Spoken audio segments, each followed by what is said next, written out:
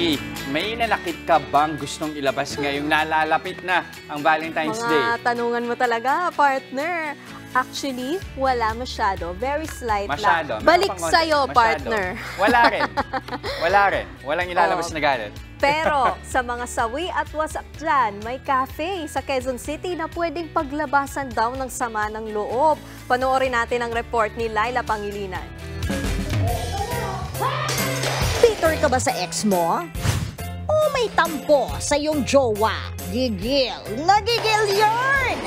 Pero di makapaglabas ng sama ng loob, huwes. Punta ka na dito sa isang kakaibang cafe sa Quezon City. Nasuwak sa mga wasak sa pag-ibig. Ilabas mo na ang gusto mong ilabas. Pwedeng magbasag ng plato, bote, o baso sa loob ng 15 minuto. Walang babasag ng trip mo sa halagang 299 pesos. Hindi ba nasabi lahat ng bitterness at galit mo sa ex mo? Eh di isulat mo sa plato. Pagkatapos, ibato niyo dito sa smash wall. Kagaya nito. O, sabi mo, ikamamatay mo pag nagkawalaan tayo. Eh bakit buhay ka pa? Ayun, durog na. Parang puso mo lang nung iniwan ka niya. Ayon sa may-ari ng cafe na ito, naisipan nila ang negosyo para raw sa mga gustong maglabas ng kinikim-kim na feelings. When you release the stress through dito sa activity na throwing things, no, parang merong gaang na nararamdaman.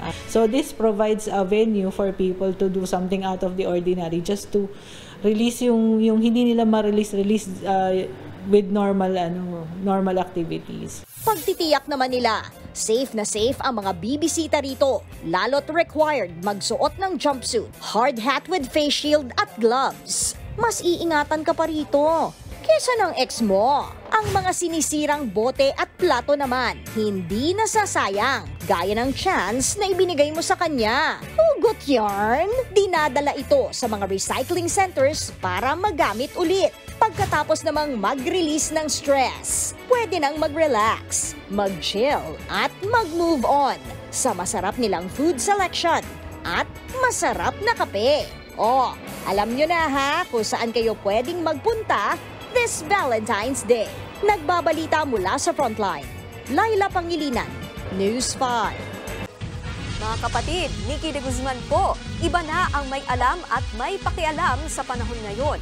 Para sa tuloy-tuloy na balitaan sa Frontline kahit weekend, mag-follow at mag-subscribe sa social media pages ng News 5.